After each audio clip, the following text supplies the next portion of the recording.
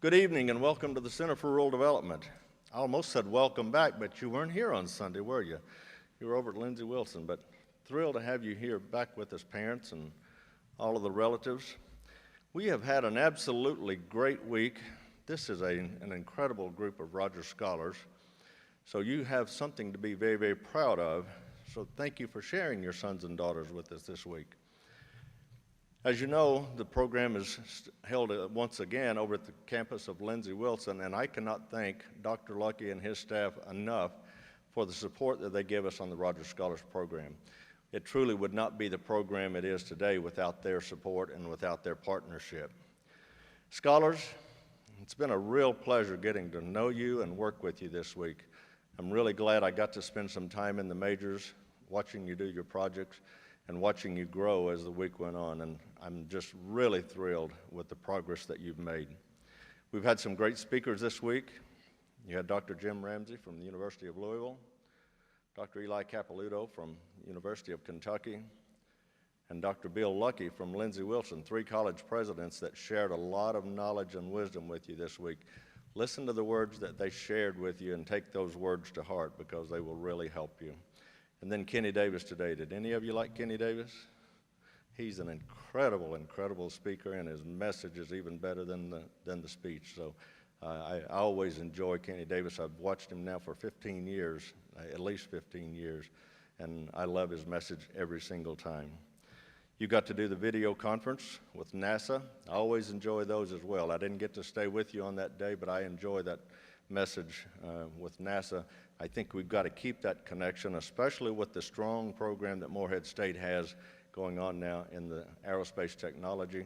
We've got to continue that, and I actually would love to see some scientists, astronauts, aerospace technologists come out of this Rogers Scholars Program. Scholars, you're now part of an elite group as a graduate of the Rogers Scholars Program. And along with that comes great responsibility.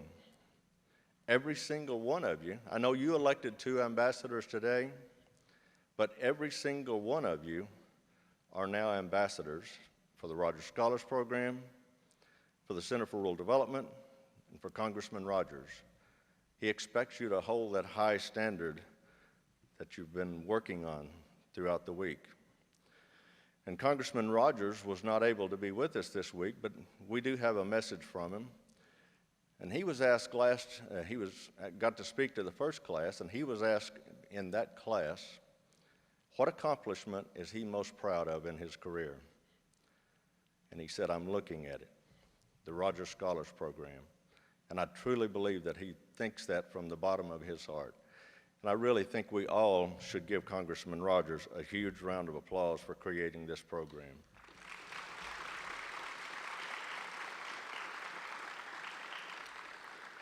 And scholars, I expect you to get involved in those community service projects. Parents, they will need your help when they're back in their home community.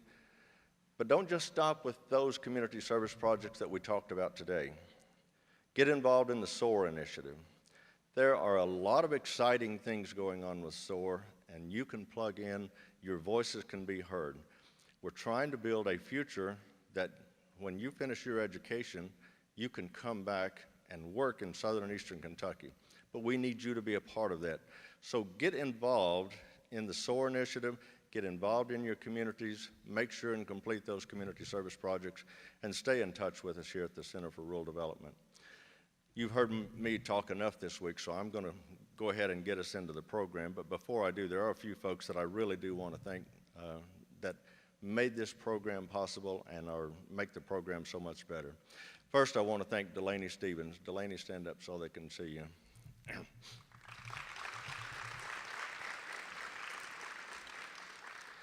Delaney does a great job with all of our youth programs. I will tell you his summers are pretty full with 6 and soon to be 7 Rogers Explorers camps, 2 weeks of Rogers Scholars, and an Eli camp thrown in there. He doesn't have a whole lot of summer. And throw on top of that, he's about to be a new daddy. So Delaney's life has been really, really full, but Delaney does a great job. I want to thank the RAs, Madison and Scotty. Madison had to leave. She had a wedding she had to go to, and we let her out of here. But Scotty, stand up and let them thank you.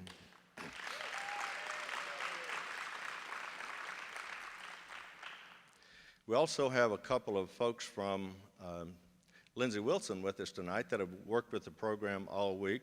Brandon McDowell and Emily Redmond. Stand up and let them recognize you.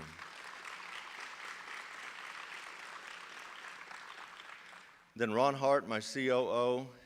Oh, Lucas is here too. Stand up. Let him see you as well. I didn't know you were here.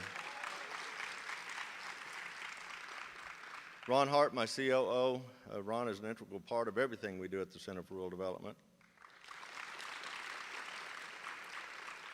And then I will thank the other center staff at the end of the program. At this time, I'd like to invite Delaney up and guide us through the rest of the graduation ceremony. Delaney?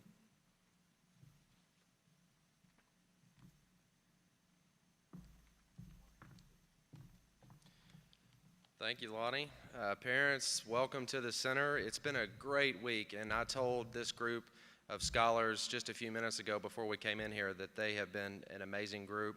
They have been really, really focused this week, and that's one of the things that on Sunday, parents, when you all left, that's what we went over. We talked about the expectations for the week, what we wanted them to get out of the program, and one of that is to stay engaged and be focused throughout the week, because we have a lot of people involved with this program. They have a lot of speakers that come in. They're instructors with the majors, community service project, a lot of different people involved. And so I wanted them, in order for them to get the most out of this week, I wanted them to be engaged, and they have met that challenge that we set for them on Sunday. And so I'm so proud of you all. I hope that you had an amazing experience here at Rogers Scholars. I think that you have. But this program would not be as successful as it is without all of our partners, our supporters. And Lonnie already mentioned a few of these folks. I'll probably mention them again, but I do have a list of individuals that I want to thank really quickly. First and foremost, President Bill Luckey and Lindsey Wilson College for hosting us. We moved the program over there in 2013.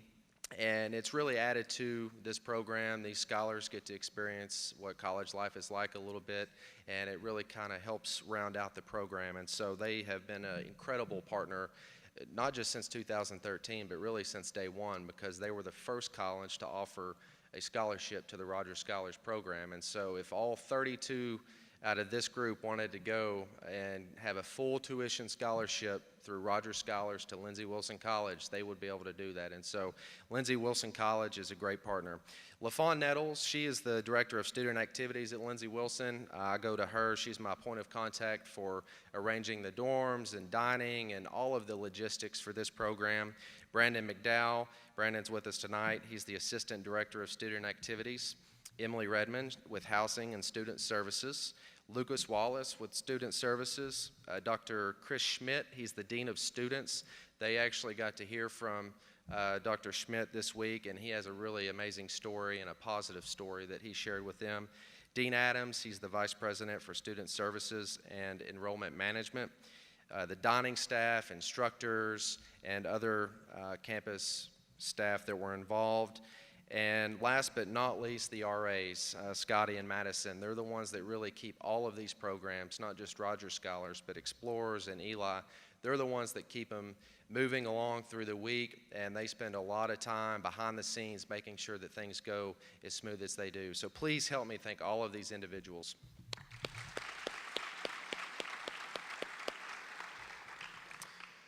Before I introduce the ambassadors to come up and share their experience, I want to spend just a minute talking about how much this program means to not only the center but to the region. Since 1998, we have 1,120 graduates of this program. That's a lot of students. That's a lot of students and individuals that have come through since '98. And that means that we have over 1,000 individuals that are making a difference across southern and eastern Kentucky. And so scholars, you have a tall order to match from all of the ones that have come before you. And so my challenge to you is to go back to your hometown and share what you've learned this week, but also start getting, and you already are, but start getting more engaged with your community and start reaching out to those leaders in your community to begin thinking about what you can do to help. And that begins with community service. This week you all talked quite a bit about community service. We performed a community service project, and then this morning you identified a project that you're going to go back to your county and you're going to implement and complete by June 1st of next year. And so it starts with you. I want you guys to be an agent of change in your communities. I want you to be an agent of change across the region and the state, and I fully believe that you're able to do that, not just because you're a Rogers Scholar, but because you all are leaders, and you're going to continue to be leaders. And so that's my challenge to you. Parents, they need your support as well. They did identify a service project this morning, and it's going to be a lot of work. We had a lot of great ideas that came out of the session that they presented to their peers this morning about what they were going to do. And so they're going to be going back to their communities, and they have June 1st as the deadline of next year, and that's a requirement to fulfill so that they can get those 17 different college and university scholarships, and so they need your support. So every year, these students, the Rogers Scholars, they select 2 peers from among their class to serve as ambassadors. And Lonnie already talked about every single one of you are going to be an ambassador of Rogers Scholars, and that's true. But we select ambassadors to serve, to stay engaged with the center and the program, and to really help us move the program forward. So they're going to be performing various community service projects throughout the year. They help us with program implementation, curriculum planning, and so we really try to get the ambassadors to give us feedback about what we can do better, what we can change. They help us plan the alumni reunions that we do from time to time. And so this year, this class, they selected 2 ambassadors, and I'd like to invite them up at this time to share their experience. So please help me welcome to the stage Week 2 Rogers Scholars Ambassadors, Ms. Lauren McQuaid and Mr. Harley Bird.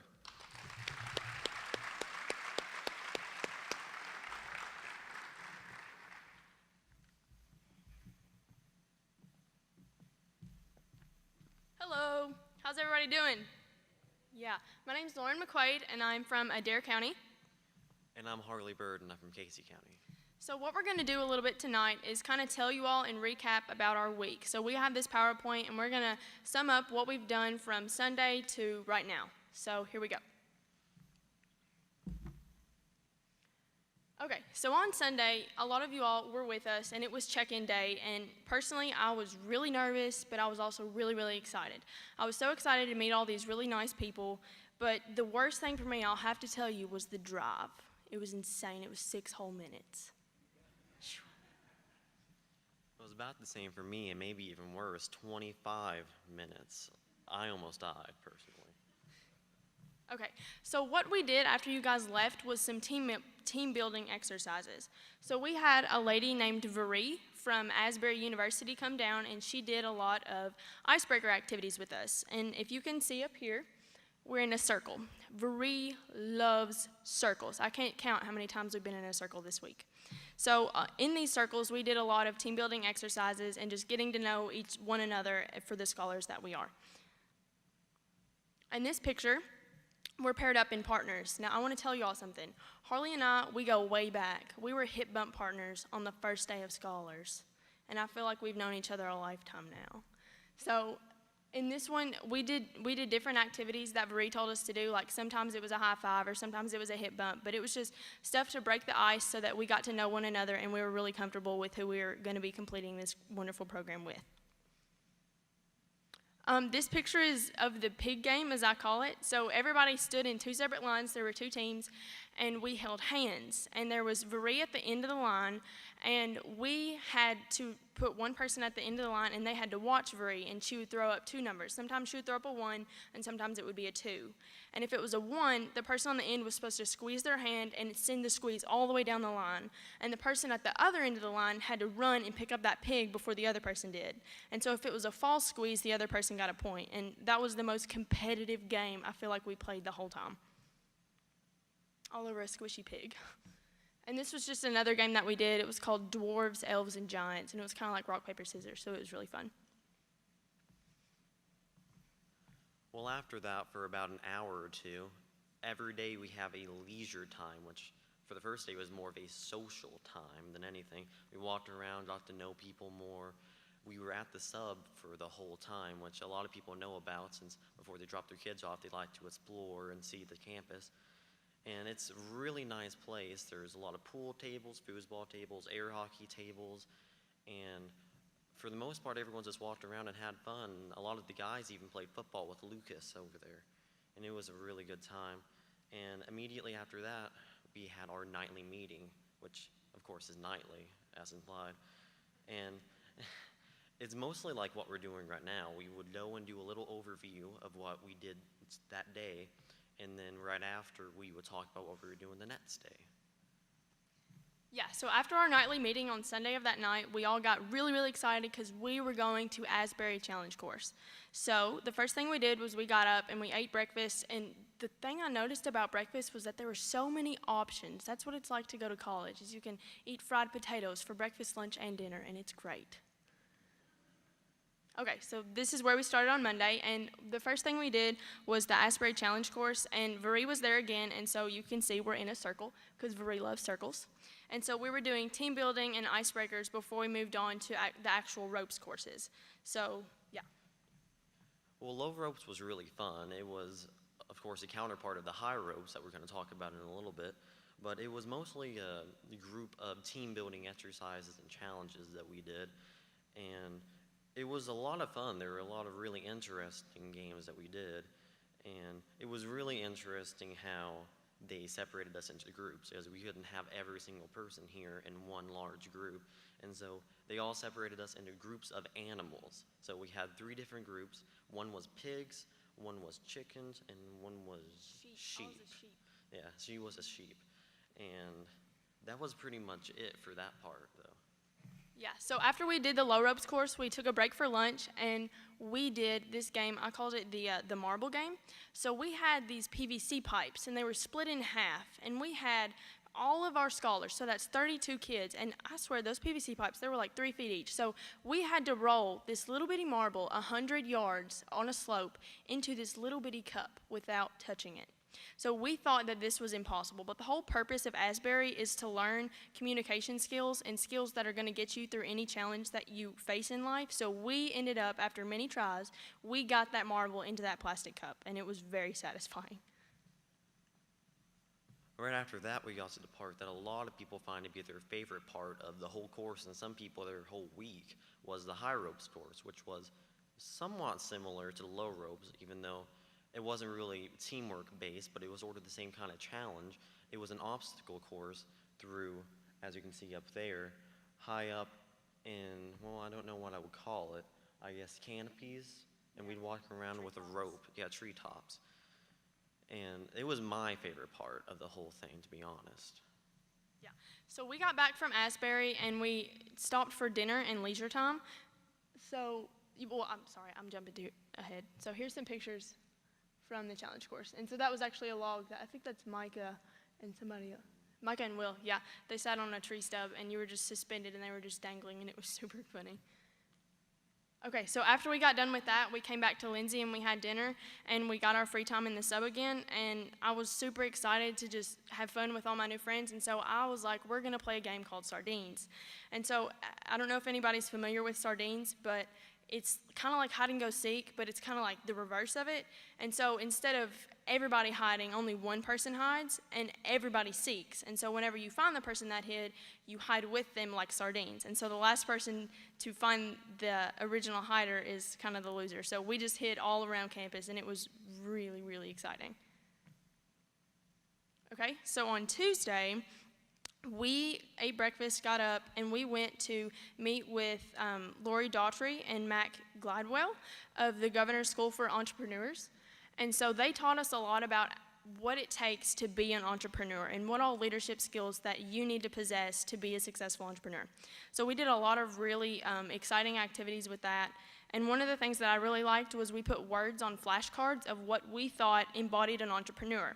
And so we sent these flashcards around the room, and we had everybody rate them. So you paired up with a partner, and you had 5 points to distribute, okay? So you could give 2 and 3, but they had to add up to 5. And then at the end, we added up how many points each one got, and we thought about, this is really what it takes to be an entrepreneur and a successful leader. So you all can see just the list of words that we came up with. Okay, and one of the other really cool things that we did was we had to make chairs out of Play-Doh, and they assigned you a character to make your chair for, and my group got the Hulk. So how are you supposed to make a chair for the Hulk out of Play-Doh? So we took 30 minutes and we designed this chair, and we actually made it kind of like a rocking chair with a little teddy bear on it, because you know the Hulk gets angry. And you had to go up in front of the group and market your chair and try to get somebody to, you know, just really believe in your product. So that was a really fun thing to do with gaining entrepreneurial skills.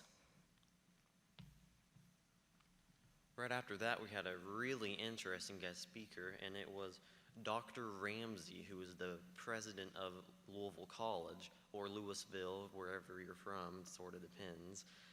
And he was really interesting. He had a lot to talk about. It was sort of strange. He didn't talk about Louisville too much. He really talked about economics in Kentucky and some economic depressions that happened during our time while we were alive, and I thought that that was really cool. After Dr. Ramsey finished up his speech, we went back to meet with Mac and Laurie from the Governor's School for Entrepreneurs, and we did this thing called elevator pitches. And I don't know if anybody knows what that is, but it's where you have to come up with a product, or you already have a product in mind, and you try to market it and sell it to somebody in 1 minute. So we were given a piece of paper out of a box. We got an adjective and a noun, and that was like the idea for our product that we had to design and sell. So my group got something like magic tree, and we had to come up with the coolest magic tree we could think of and try to sell it. So I thought that was a really fun way and creative on how to, you know, better your public speaking skills and that kind of thing. So after we finished that, we wanted to talk college. So we went to the Kentucky Higher Education Assistance Authority, and they came here and visited us, and we talked a little bit about the economic side of college and where we can get money to help support our journey through college. And then after that, we went to one of the buildings on Lindsay's campus, and there were 16 different colleges that came and visited us and gave us all the information about stuff that they offer at their schools and what we can benefit from as Rogers Scholars. So that was an interesting way on expanding, you know, what I want to do. I saw some colleges that I'd never thought about that I was like, man, since I'm a Rogers Scholar, I can get a really sweet deal. So I'm going to have to, you know, consider what I want to do. Well, after that, we had a really interesting part to the day. It was a formal dinner that we all got dressed up for, and we got to learn about etiquette. And the part that really made it special was it wasn't just at like a dining room in the college. It was actually at Dr. Lucky's home on campus. And it was really interesting to go and eat with him and meet him. And we actually got to sit at a dining room table next to him and talk to him the whole time. And we got to learn about etiquette from Sue Stivers. And I know I saw at least one steak fly off of the table. That was really funny. So I'm not looking at anyone, but it. And then. Yeah, so we finished up our etiquette dinner, and we went to go do ballroom dancing. I don't know if the guys were excited as the girls were, but I heard so many of the girls say that that was their favorite part, and I'm right there with them. I enjoyed ballroom dancing so much. We met with Mr. Escobar here on Lindsay's campus, or not here, but on Lindsay's campus, and he taught us 2 basic steps, and it was the box step and the rock step, and so we just did different variations of ballroom dancing, and it was so much fun. I mean, we had more girls than guys, but we rotated and we made it work, and it was really fun. So we just got to goof off and be happy, as, you know, Micah loves to do. Okay, so the next day, we got up and we ate breakfast and we were ready for the day, and we met with the Bonner Scholars Program with Miss Amy Thompson-Wells, and she's the director of that program. And the Bonner's program at Lindsay Wilson is a community service-based program, and so they actually get to attend Lindsay on scholarship for their leadership skills that they have.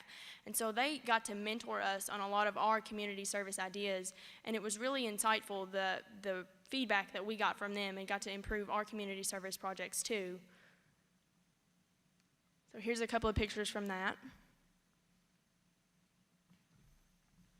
Immediately after, we got to listen to another guest speaker, Danielle Smoot, And we got to learn about the Congressional Award, which I'm sure at least a few people here are aware of and know what it is. But if you don't, it's really, to put it bluntly without going into detail, it's you send in an application to these people and they'll send you back I would call it a notebook. And you keep track of all the community service that you do for that's quite a while. I don't know the exact amount of time. And if you do a certain amount of community service, they will send you a medal, whether it be bronze, silver, or gold. And it's a really prestigious award that not many people have. After that, we went and heard a speech from Dr. Eli Capilouto from the University of Kentucky. And Dr. Capilouto is the president of the university, and it was really, really amazing just to be able to hear him talk about the college and its history and his personal leadership style on the university's campus. And so I thought a lot of what he had to say was quite insightful, and I think all of us learned a lot from him. After he got finished talking to us, we started to do some community service, which is obviously a theme for today since that's all we've been talking about. My project, I was with half of the people, another half went somewhere else. I went to a community garden in Lindsey Wilson, and it was really interesting. We had a nice teacher, and we got to just work for an hour on this garden. And the other half of the group went with Miss Hannah McCandless with the Bonner Scholar Program, and they made blankets for the people that are terminally ill, and so they got to use those. And they wrote out cards for the nursing home, for the local nursing home. And they also tie-dyed shirts for people that are victims of sexual assault. And so whenever they go to the hospital and get examined, they can wear this like handmade tie-dye shirt by somebody that really cares about their situation instead of a hospital gown that doesn't really help the situation out any. So I thought that was a really nice personal touch that we got to put in somebody's life.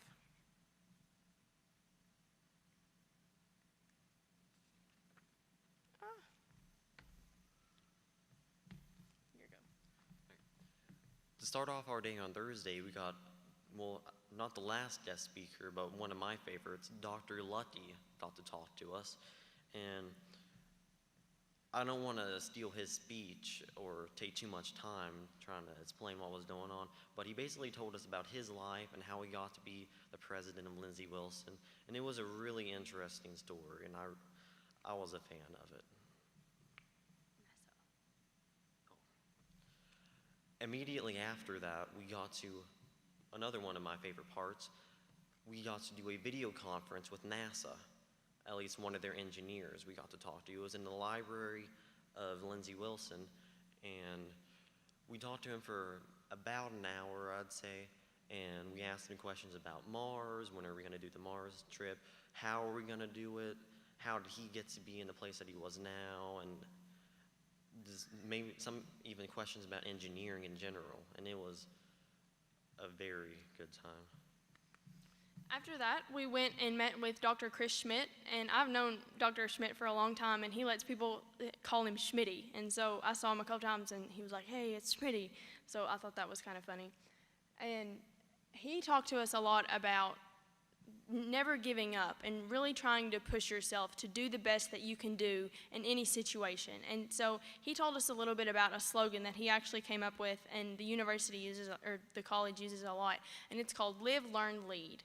And so he told us that what it meant to him was that you need to be excited every day about waking up and being alive. You need to be excited about waking up and being able to learn and teach people things. And you need to be excited to be a leader in whatever field that you choose to be. Well, at this point, this was basically our last day since it was Thursday and Friday. We just immediately woke up at 7 o'clock and went here. And it was 5 o'clock, I think, and everything was over. We didn't have to do anything until 10, which was when we had our nightly meeting. And so we had 5 hours just to walk around, have a leisure time.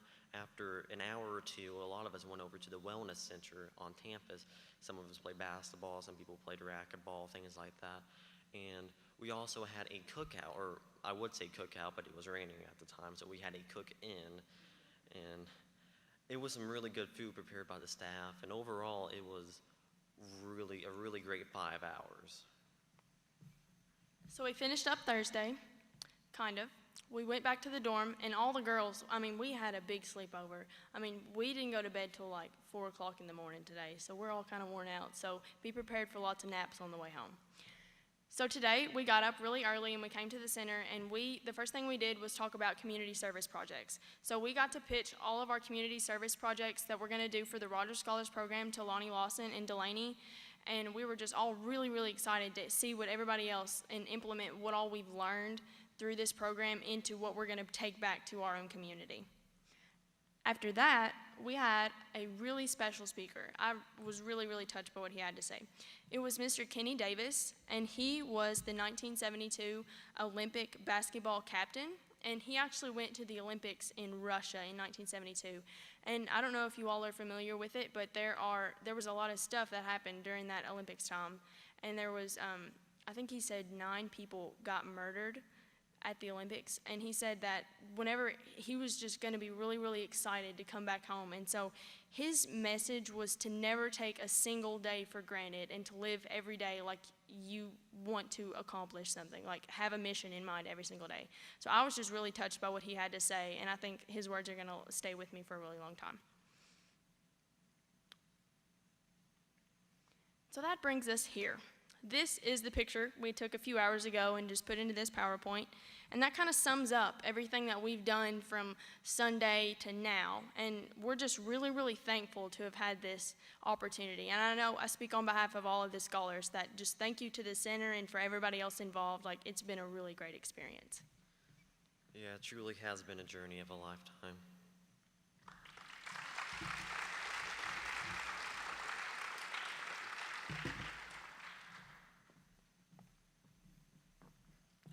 Excellent presentation. I have a lot of faith in you, ambassadors, that you guys are going to serve your class well, and that was a really great presentation. And they talked about a lot of the speakers this week, and there were a lot of different messages delivered to these scholars, and some common themes really that came out of every single message that they heard. One, Sue Stivers says it best: you don't have to be from a big place to do big things. So you all need to remember that as you go back to your communities. You don't have to be from a big place to do big things. And then, of course, it takes mental toughness. You heard Schmitty talk about that. You heard a lot of different, the presidents, Dr. Lucky and Dr. Ramsey, talk about that. And so it takes mental toughness to accomplish the things that you want to do. So great job. So besides everything that Lauren and Harley talked about, scholars, they also get to spend approximately 10 hours or so in one of 3 majors. We have engineering, healthcare, and energy solutions. And so they really get a hands-on experience in these majors. We try to get them to experience some new things that they've never gotten to experience before, and we try to make it as hands-on as possible to get them excited about whatever it is that they may want to do. And while not everybody gets the major of their choice, I have a feeling that many of them who did not get that major that they might have wanted, they really had a good experience, and they got to experience some things that really they had no idea that were even out there. And so it might have even changed their mind about what they want to do down the road. And so the scholars now, they're going to share their experiences from these majors. Before they do that, and I'm going to introduce the engineering major to come on up, we have a lot of different partners to thank. And so first and foremost, UK College of Engineering with the engineering major, Lake Cumberland Regional Hospital, Southern Kentucky Area Health Education Center, Lindsey Wilson College of Nursing, and the Lindsey Wilson College of Sustainability and Energy Applications Department. All of these partners spend a lot of time investing in these scholars, investing in the Rogers Scholars Program, and our program and these majors would not be anything near what they are without these partners. So please help me thank these individuals. So I'd now like to invite engineering to come on up, and they're going to talk about what they did in that major.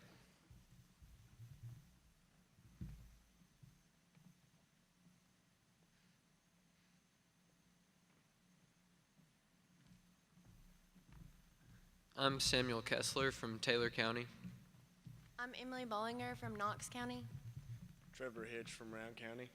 Will Burkhart from Estill. Lauren McQuaid from Adair County.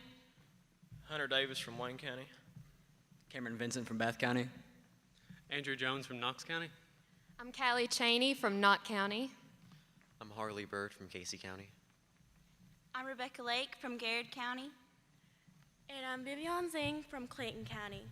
Our major for the past week was engineering. We were very blessed to have Dr. Walcott and his wife, Miss Walcott, as our instructors. Dr. Walcott is the electrical engineering professor at UK. We felt that Dr. Walcott was very passionate about what he does and was willing to help us throughout the sessions. We all enjoyed the sessions greatly, and he also taught us that engineering can go many ways.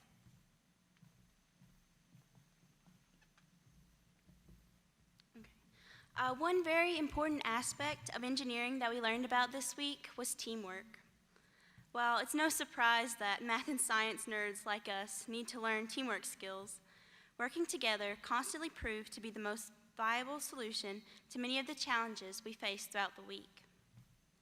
We began our major with teamwork training that involved various games where we learned to communicate, synchronize our movements, and work as a team. As you can see, we enjoyed many fun activities, such as moving a tennis ball without touching it and competing to build the tallest tower. It's no doubt that our new teamwork skills will transfer to all parts of our lives, no matter which careers we pursue, but we will especially remember to be leaders in engineering.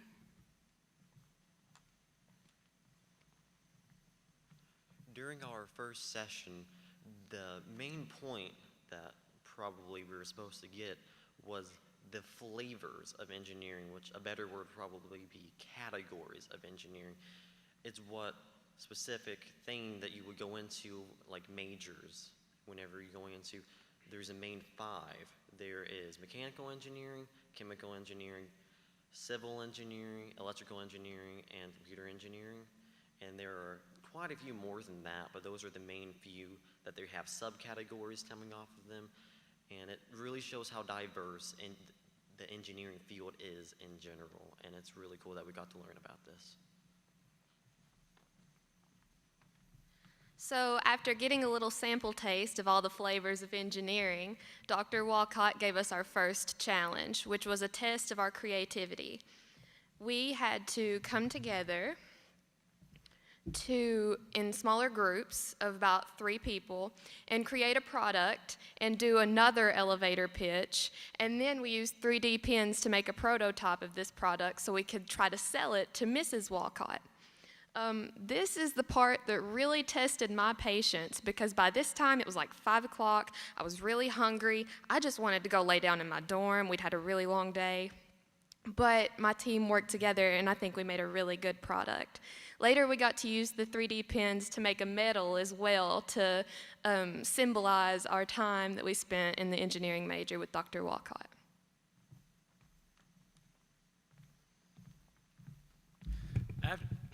After the 3D pens, we got to go into my favorite part of the engineering major, robotics. Now, when most people think of robotics, they think it's something that's very complicated, very hard to understand. But we actually started off with something that was really simple and that we all knew pretty well, and that was Legos. So we got into 4 different groups of 3 people, and we were each presented with a built, fully functioning Lego robot. But before we got to play with it any, we had to completely take it apart and then put it back together using a manual that had no words in it and only pictures. It really helped us get to know the mechanical engineering side of robotics, how all the parts fit together and how all of them work to make a robot do what it needs to do.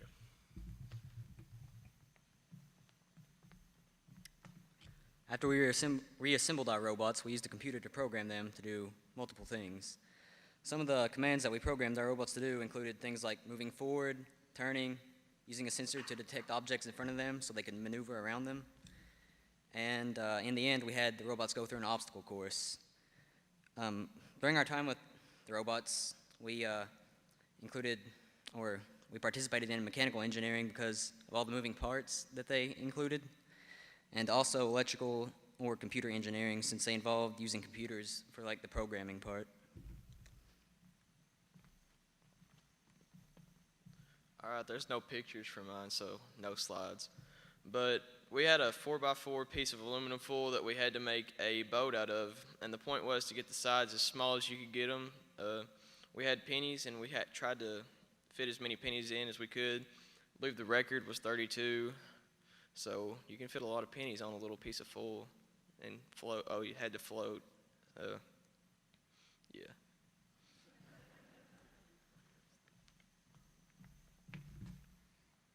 So the next thing we did was electrical engineering, and this part was especially fun because Dr. Walcott himself is an electrical engineer, and he was so excited to be able to talk about his flavor of engineering with us.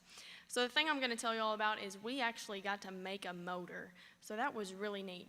We had a battery and some magnetic wire, a couple of magnets, and a compass, and we got to put it all together. I'm not going to go into like the details of everything because I'm still kind of confused, but that was really neat. And I thought that, you know, we use motors every single day, but being able to make one for ourselves and being able to see how it works was just a new insight, and I appreciated that. Since our teacher was an electrical engineer, we spent quite a bit of time on it. We learned about the Fermi coils and how they produce electricity. You wrap a wire around a cylinder, then send a magnet through it, and it creates a positive and negative charge on each end of the wire, which can then light an LED, which we did.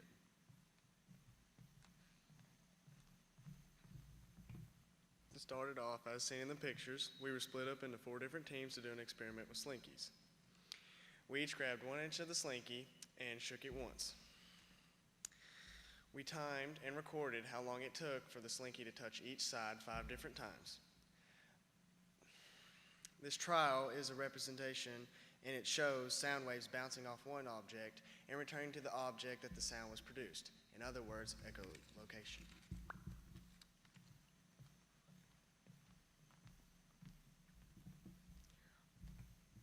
On Thursday evening, we had a visit with Mr. John Osteen, who is the physics professor at Lindsey Wilson College. He was really passionate about what he taught. We could tell because he was very eager to explain, and he had set up a whole room full of hands-on physics experiments. And it really helped us understand the basics of physics, and this helped wrap up our engineering class.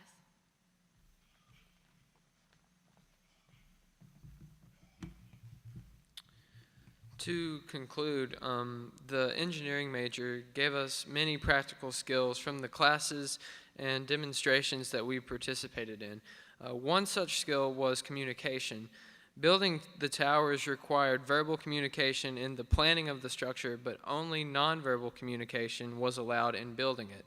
We also gained collaboration skills by using the 3D pins to create a product where each person worked on a specific aspect of the entire design. We were able to utilize calculated predicting when programming the robots to advance through a challenge course, and we had to make adjustments in the robot's coding instructions based on how we believed the robot would behave. Another practical skill that we gained was innovation. By connecting the household items of a magnet, rubber bands, and paper clips, we were able to create a small electromagnet-powered motor with a spinning copper wire. We were also exposed to entrepreneurship by designing a sales pitch to market the products we created from our group collaboration. Overall, the engineering major instilled in us the skill of team building, which is perhaps the most necessary career skill in our major. The practical skills that this major taught us are useful not only in engineering, but also in community service and life in general. This major of the Rogers Scholars Program put together a great team of engineers and an excellent introduction into the many nuts and bolts of the engineering world. Thank you.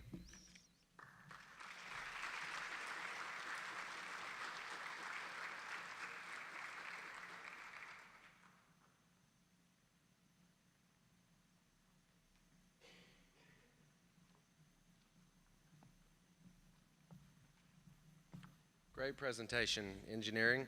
And I'll have to say, the major, the engineering major, it's an excellent opportunity for these students. And UK has been with us all along since day one. This program started in 1998, and Dr. Walcott has taught every session of the Rogers Scholars Engineering major. So that's 19 years that he's been involved, and we certainly give hats off to him and his wife for being involved. So please help me thank one more time Dr. Walcott.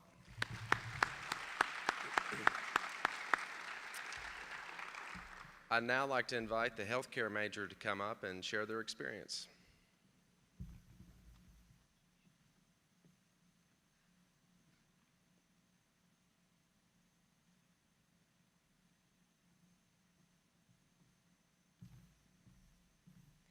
I'm Kaylee DeLong from Cumberland County. I'm Caroline Rushing from Monroe County. I'm Elizabeth Barnett from Pulaski County. I'm Anna Lauren Jacobs from Pulaski County. I'm Allie Hagee from Pike County. I'm Greer Rutt, and I'm from Pulaski County. I'm Bailey Hubbard. I'm from Clay County. I'm Shelby Robertson. I'm from Russell County. I'm Deanna Deaton from Lee County. I'm Haley Goodpaster, and I'm from Elliott County. So we were in healthcare these past couple days. So healthcare is a growing field. Anywhere you go, there's always something in healthcare, no matter if it's on an airplane, you could meet a flight nurse, anywhere. So for the past week, we toured the college first thing. And the first thing we got to tour is human resources. And we got a little name tag with our picture and name and all the codes and everything. And then next we got to go to the information tech, and we got to see where the sealed medical files are. We went to engineering, and we got to go to environmental services.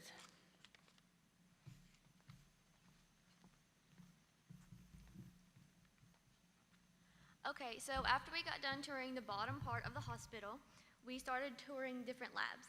And the first lab that we went to was microbiology, and this is where they test anything that has to do with bacteria.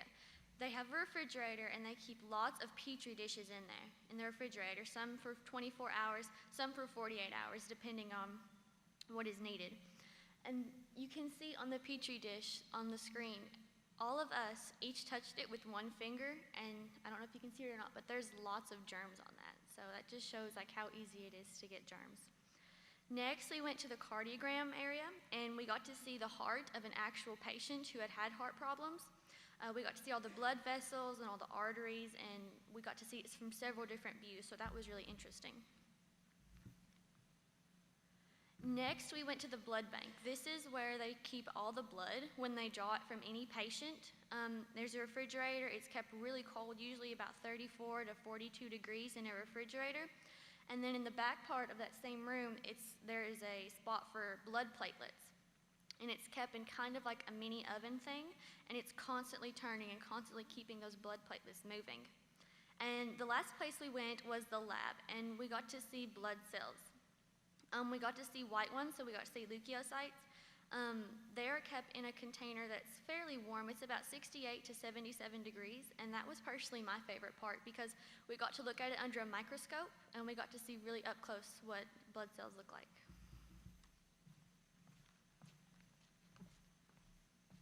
Okay, so a really awesome part about the healthcare major was seeing the radiology department of the hospital, and they showed us x-rays, MRI machines, and ultrasound machines, and CTs, and they really emphasized how important the radiology department was to the hospital, and because it's really critical for diagnosing patients and seeing what's wrong with them, and that was a really cool part of it. And then, actually, my favorite part was when we got to practice suturing, and we got to use expired medical equipment, and it was a lot harder than they make it look on Grey's Anatomy, actually, and we had a surgeon actually come in and show us how to suture, and it was really cool because he explained a lot about his career field, and since he was a general surgeon there at the hospital, and I just really liked what he said because he said that even though surgery was his whole life, he said that he wouldn't want his life to be any other way, and it just made, I think, speaking for myself, like me really passionate about being in the medical field one day.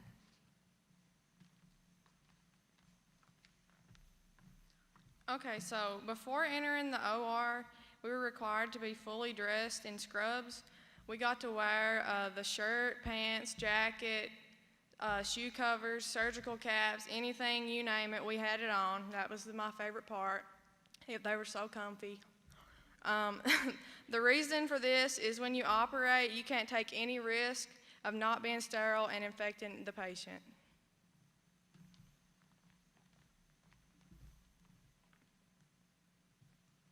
Okay, so after we had put on the scrubs, we were allowed to go into an empty OR, and we were allowed to look around, and we were allowed to take pictures. This part was actually really, really fun for me.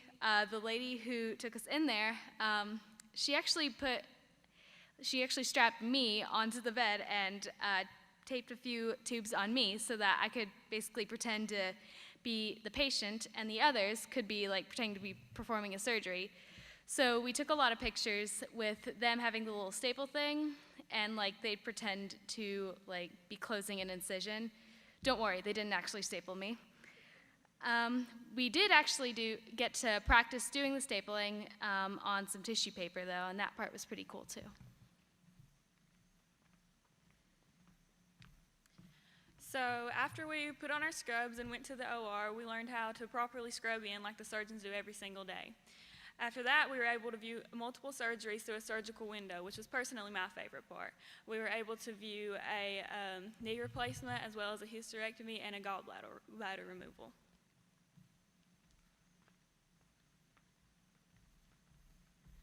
After we got done in the OR section, we moved on to the Cath Lab.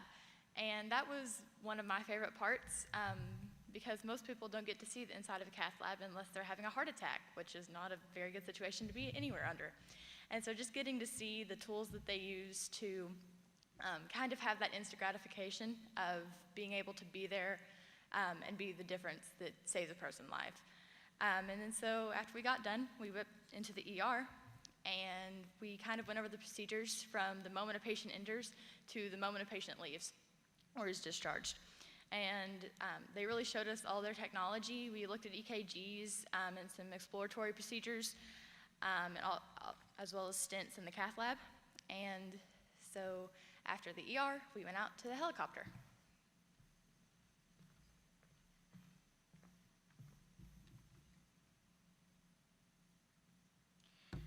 When we first got to the helicopter, they explained to us what their jobs were. That they went to accident scenes that were serious and picked up patients, and they also transferred patients from hospital to hospital, which everyone knows that pretty much. So the next thing that they told us was actually pretty interesting. They mentioned that if you become a doctor, like say you wanted to be a brain surgeon, then you're pretty much stuck being a brain surgeon. But if you become a nurse, like a flight nurse, but you want to switch fields, then you can do that pretty easily, and you could become a pediatric nurse or anything you want. And that nurses aren't always the typical helping out the doctor that you think of, that there's a ton of different ways that you can go with nursing, and it's more than everyone usually thinks.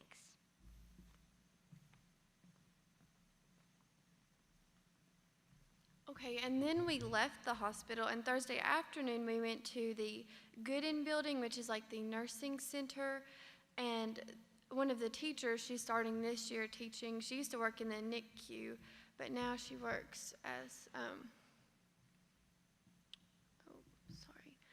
she works as the teacher, and she started a presentation, and the first thing she said was like, everybody should be a nurse. And she talked about all the different things that nurses could do, and she, like, all the things she said, like, each one of us, I felt like we got, like, oh, that one's cool, that one's cool.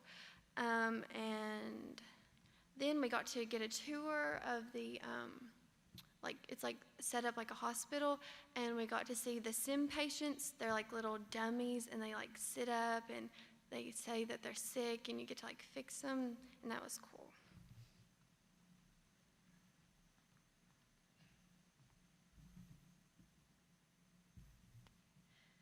And after that, we got to do a lot of hands-on stuff, and like on each other, we tried to do check pulse and blood pressure and temperature, and we learned how to use a stethoscope, and we learned how to transfer patients like from a bed to a wheelchair, and we also learned about how to do the Heimlich maneuver on adults and on babies. And after that, we learned about CPR and how you ironically can do that to the beat of Staying Alive. And we really enjoyed the hands-on part of that, and I think we all really liked healthcare as a whole.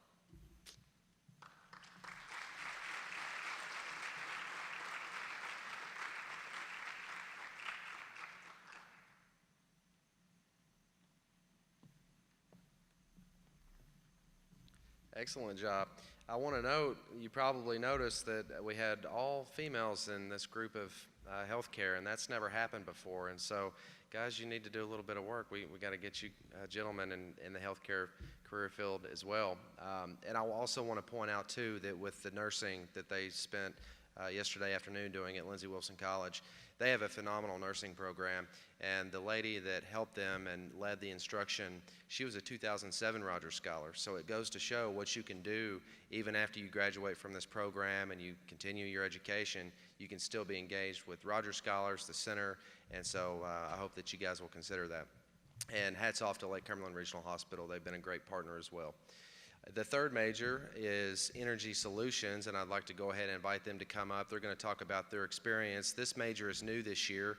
Professor Doug Keaton at Lindsey Wilson delivers this instruction, and he does a really great job getting students passionate about sustainability and energy applications. So you're going to get to see quite a bit of what they learned about this week.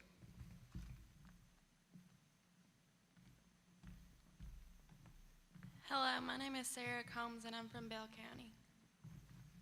I'm Clayton Dalton. I'm from Pulaski County. My name is Thomas Callahan. I'm from Laurel County. My name is Anna Pena and I'm from Carter County. I'm Jessica Cox from Macquarie County. I'm Lauren and I'm from Adair County. I'm Hannah and I'm from Owsley County. I'm Micah Woodridge and I'm from Pulaski County. I'm Kennedy Howard and I'm from Leslie County. And I'm Kennedy Bates and I'm from Metcalfe County. Okay, I would like to begin by talking about our teacher, Professor Doug Keaton. He has been the sustainability professor at Lindsey Wilson College for about 5 years now, and he is a fantastic teacher. He is creative and smart and very, very crazy. Like, I'm talking borderline mad scientist here. But he was so much fun, and that, I believe, is what made this major so much fun. During one of our classes, Professor Keaton asked each of us to write down 2 words in our notebooks, and they were interested and committed. Then he asked us, what's the difference? Well, here's the answer.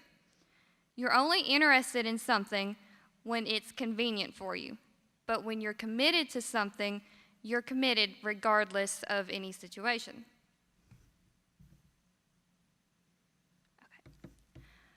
Professor Keaton isn't just interested in sustainability, he is full-on committed.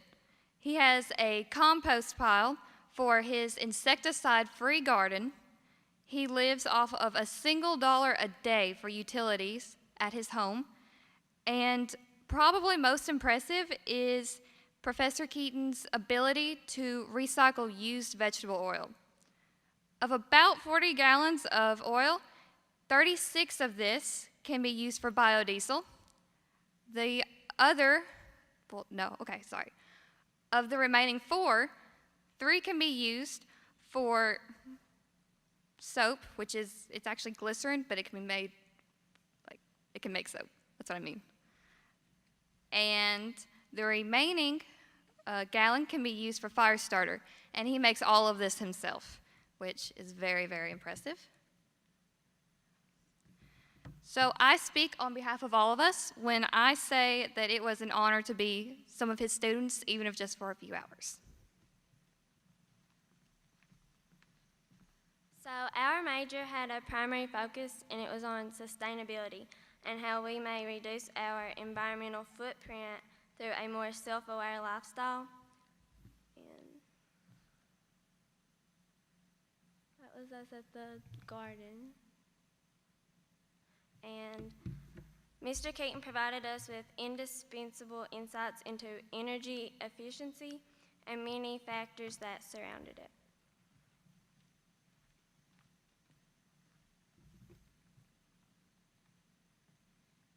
So after we got done talking about what sustainability is, he took us outside and showed us the compost pile, which is where the students take the leftovers from the cafeteria and dump them into the hole, and they add wood shavings.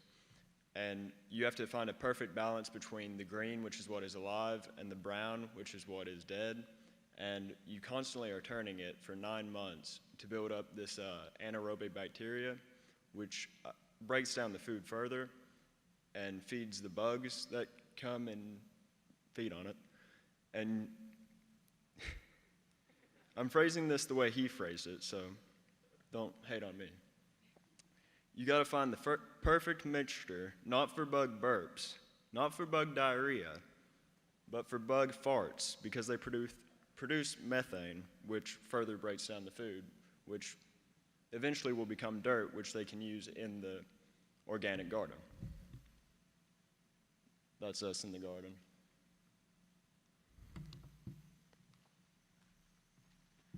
Okay, so after we got finished with the compost lesson, Professor Keaton took us down to his beehives. And what he showed us was how to smoke the bees, but of course we didn't really smoke the bees. We actually took pine needles and we lit them up and it produced smoke. And the bees actually think that it's a forest fire. And some swarm and some come back inside to their hives. But I actually got to hold a bee and it was really awesome. I'm terrified of bees actually. And the reason they go back into their hives is to protect their honey.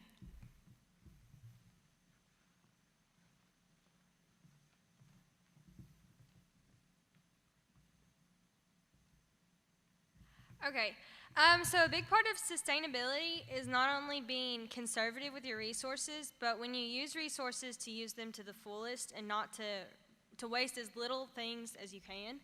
So up here you can kind of see what looks like scribbles, but it's an example of vegetable oil being used in so many different ways. So that's like the example he's used throughout the week. And so like once a week or so, Dr. Keaton and his students go to some local gas stations and they collect about 40 gallons of used vegetable oil, which is about 400 pounds. And then from there, he breaks it down and gets 36 gallons of biodiesel fuel, and then 4 gallons that when he goes through another process, he can break it down into glycerin and what he calls yum yum. And yum yum he uses to make fire starters, and then the glycerin is used to make soap.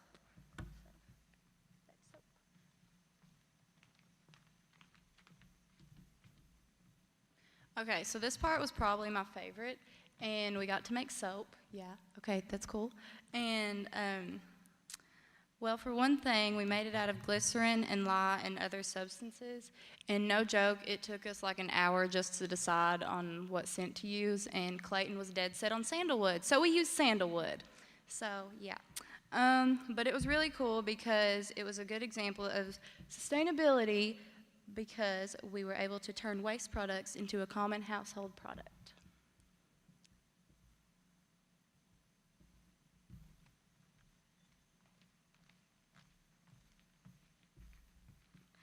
During our time together, Mr. Keaton shared with us many various ways in which we can be more environmentally conscious by reusing materials that most people take for granted or they throw away without a second thought. He taught us about some of the renewable energy sources, actually, that they use on a daily basis at the Lindsey Wilson College, which is actually really amazing. As an example, I know Lauren previously stated that we learned how to take wasted oils from the cafeteria, actually, and use it as a base for soaps, which is really amazing. They also collect newspaper materials, which are just like from around the school, and they use it as a base for the garden, which is just, it's really cool to see how that's done. Seeing how much impact we can have on the environment is truly inspiring, and knowing that that impact can be positive is the best feeling in the whole world. Lastly, we also learned about how they'll find these wine glasses, you know, these wine bottles from like all around the school that people just throw out, and they take them and they clean them and refurbish them, and they actually engrave them and they make them into these gifts for people as a sort of fundraiser for their school, which is really awesome. So there's some pictures of that.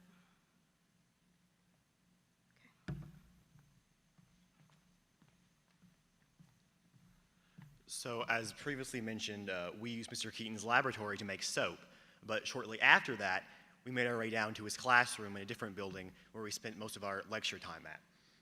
And in this particular case, we were there to study wind turbines. And so we started that class off by getting us settled in our seats, and he used a PowerPoint to teach us that he actually uses for his own college students, which I personally believe, and I think I speak for everyone when I say, that it's just a testament to what Rogers Scholar is, that a college professor thinks that a bunch of rising juniors are capable of absorbing this knowledge that he teaches his own college freshmen and sophomores.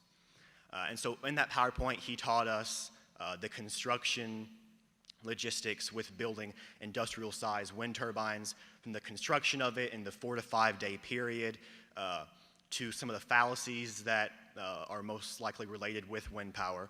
And then after we took meticulous notes from the PowerPoint, he had us pair up in groups of 2, gave us a bunch of PVC pipe, cardboard, construction paper, scissors, and glue, and just kind of set us off without any blueprints and told us, build your own miniature wind turbine.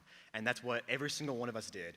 And in the end, we had, I think it was somewhere 6 or 7 of our own fully functioning wind turbines. And we put in front of a fan to simulate a strong gust of wind. And I think some people's turbines got upwards of 4 volts of energy, which for what it is, a little 3-foot cardboard thing, that's pretty significant. And the whole project for wind turbines just pushed us farther to think outside the box, think creatively with design, and think a little bit more environmentally conscious.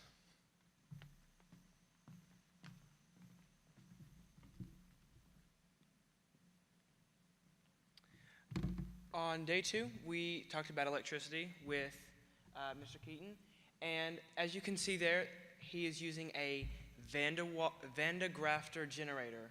It's the thing that kind of looks like the Space Needle.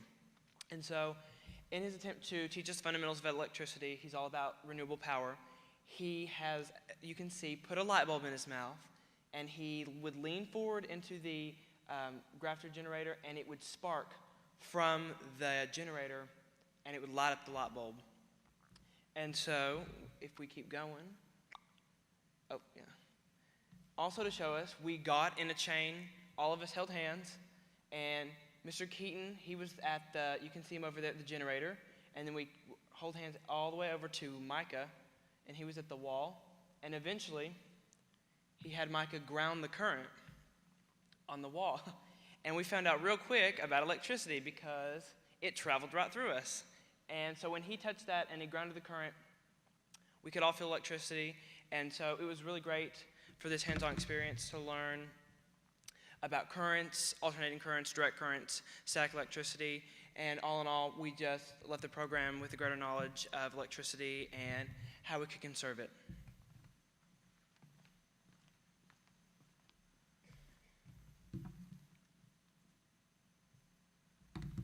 This week, our instructor, Doug Keaton, had proven himself to be a true inspiration and an exemplary role model.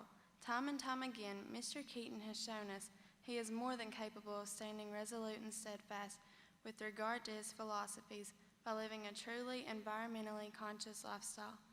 Mr. Keaton has found countless ways to incorporate sustainability into his everyday life, whether it is the food he eats, the way in which he heats his home, or even how he fuels his vehicle. Mr. Keaton is a shining example of how we can all live a more sensible lifestyle.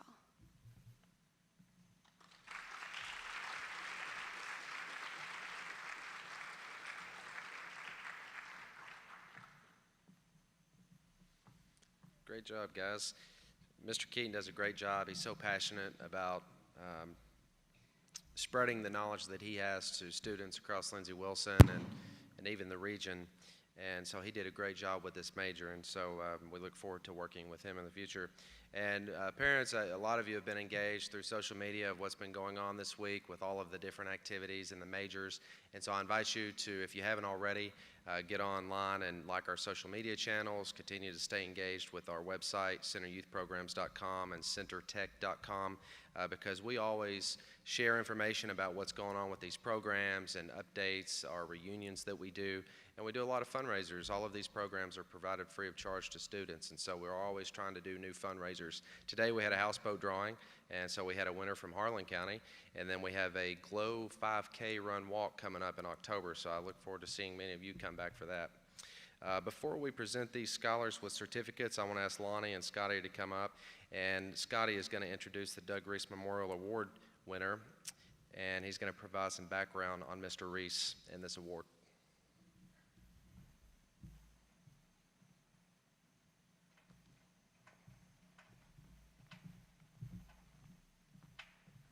Good evening. Douglas Reese was well known throughout southern and eastern Kentucky as a prominent attorney, civic leader, and raconteur. Doug was born in Cincinnati, Ohio, the son of Albert and Opal Montgomery Reese in 1942. Doug's family moved to Jackson County, Kentucky when he was a child. Doug passed away suddenly on January the 4th, 2006. He is survived by one daughter, Amy, and one son, Adrian, as well as one brother, Gary Reese. Doug earned his bachelor's degree at Eastern Kentucky University in 1964 after graduating from Tyner High School in his native Jackson County.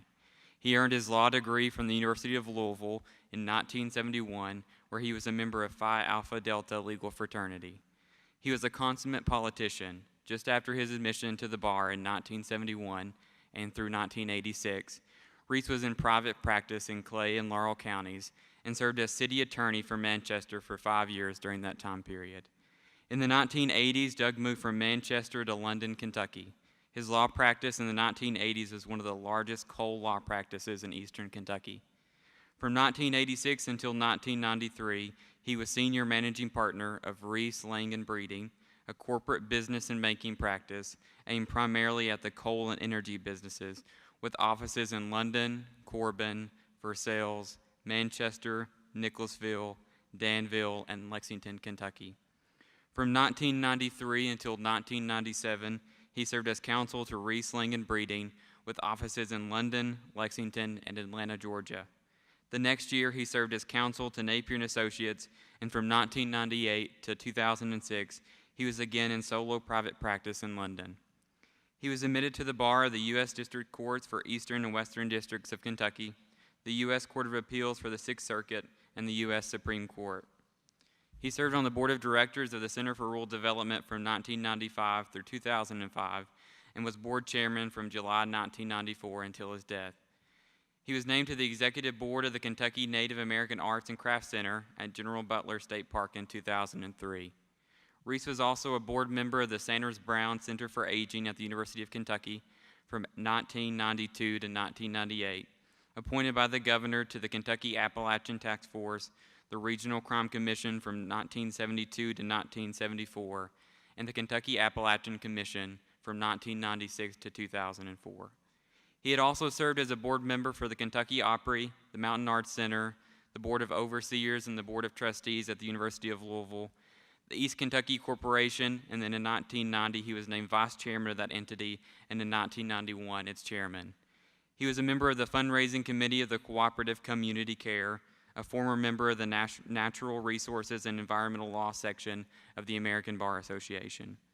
He had also been a director of London Bacon Trust, First State Bank of Manchester, and director of National Cities Bank Southeast, covering London, Manchester, Harlan, Middlesboro, Corbin, and Barberville until his death. Reese was a Mason and a member of the Lafayette Club, National Trust for Historic Preservation, Kentucky Historical Society, Kiwanis Club, the Laurel County Chamber of Commerce, the Sons of the Mexican War. The Doug Reese Memorial Scholarship is made possible by the contributions of Dr. Joseph Fink III and Dr. Bruce Ayers. At this time, we would like to thank both of them for their continued support.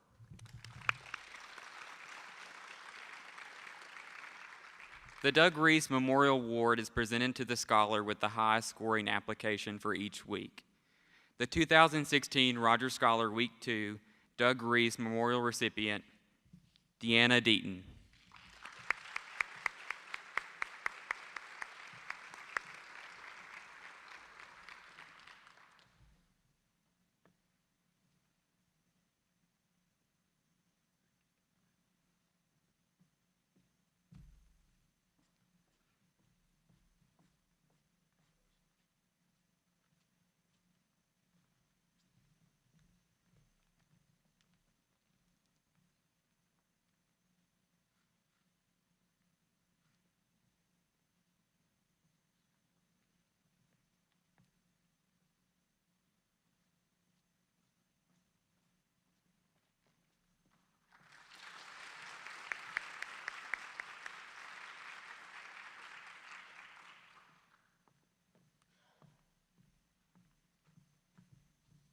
Thank you, Scotty. Congratulations, Deanna. To close out tonight's program, we're going to present scholars with certificates of completion.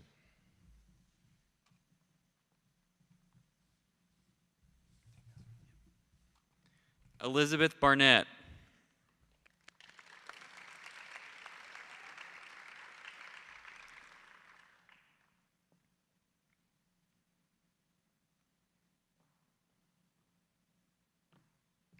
Kennedy Bates.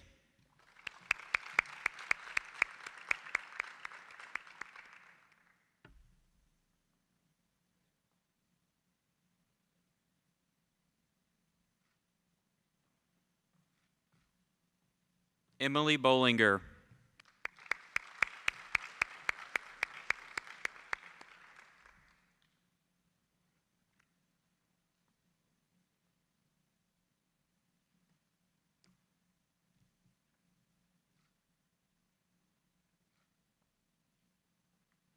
Will Burkhart.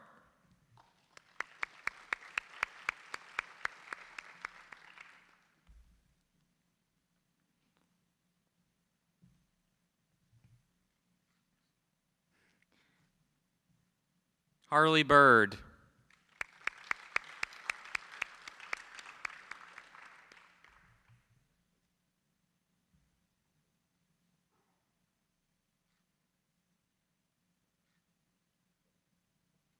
Thomas Callahan.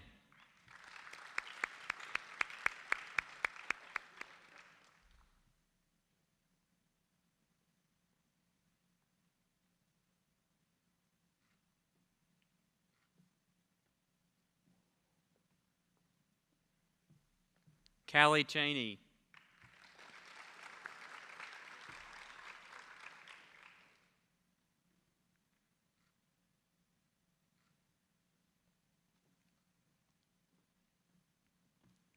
Sarah Combs.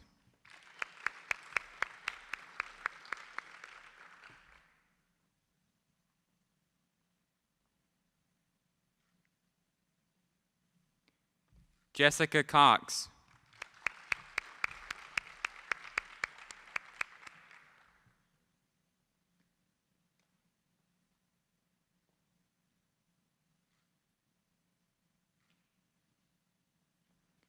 Clayton Dalton.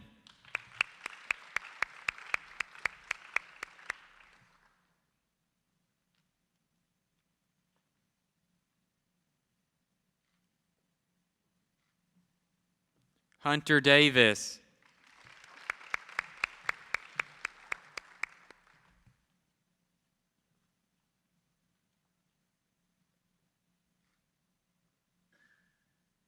Deanna Deaton.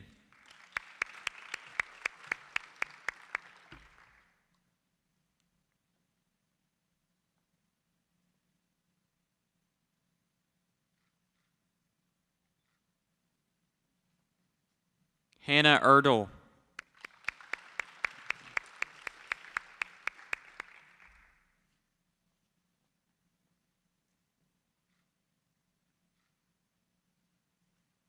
Haley Goodpaster.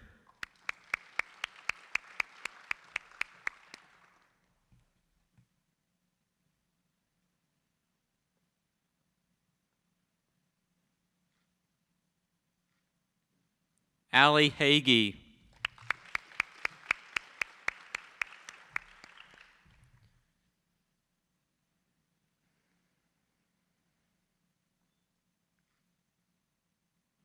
Trevor Hitch.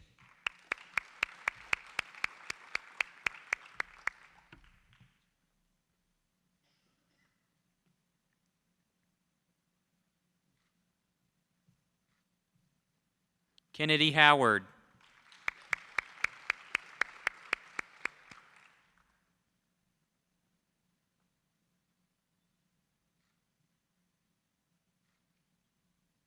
Bailey Hubbard.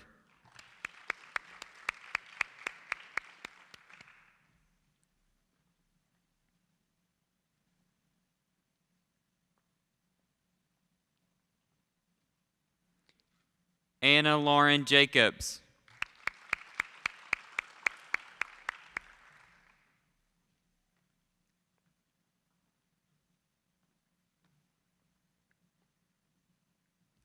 Andrew Jones.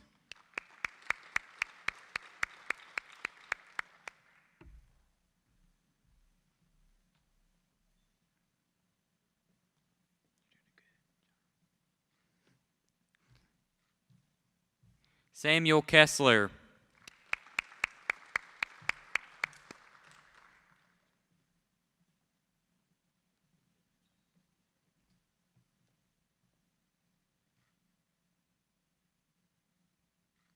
Rebecca Lake.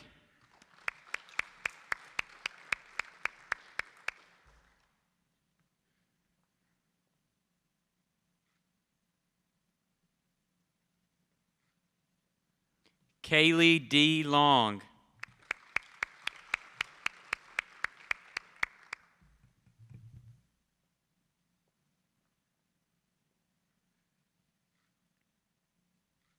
Lauren McQuaid.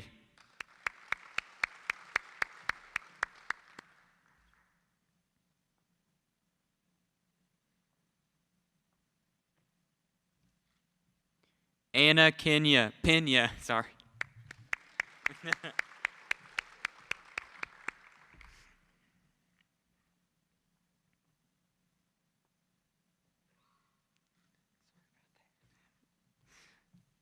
Shelby Robertson.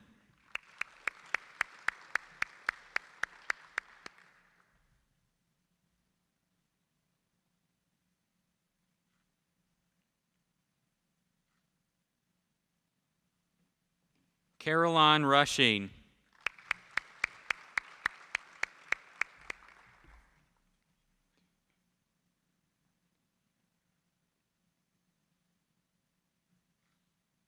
Greer Rutt.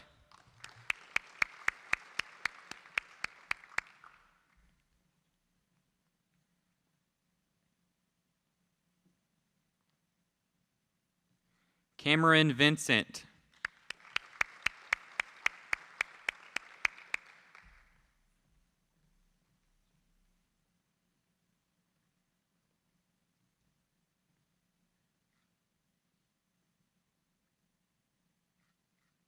Lauren Williams.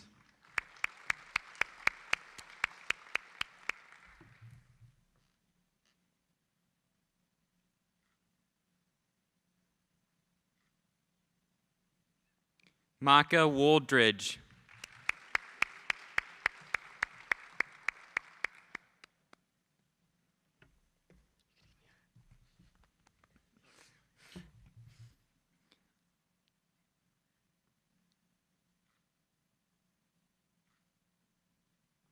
Vivian Zing.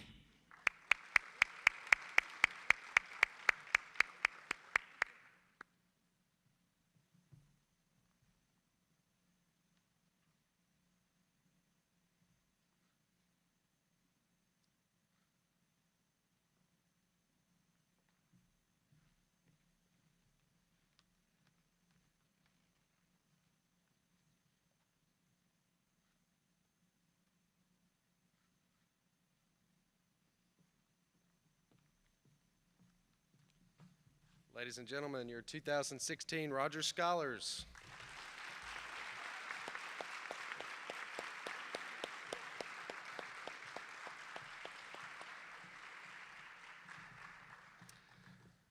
Before we close, just a couple of more thank yous if you don't mind.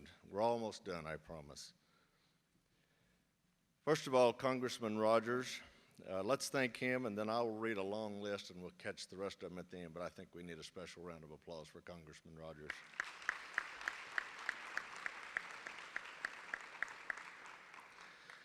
I want to thank the Center Board of Directors for supporting this program, and they've supported it all the way through. The University of Kentucky College of Engineering that has provided instructors, as Delaney said, from day one in this program. Lindsey Wilson College, Dr. Bill Lucky, and the entire staff at Lindsey Wilson. South Kentucky Rural Electric Cooperative, who has raised nearly $200,000 to support this program over the last 12 years. Mr. Milton Huffaker, Lake Cumberland Regional Hospital.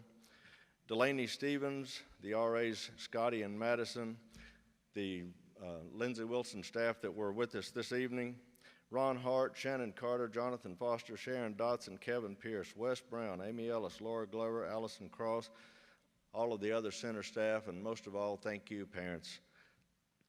Rogers Scholars Week 2, 2016, please give them a huge round of applause.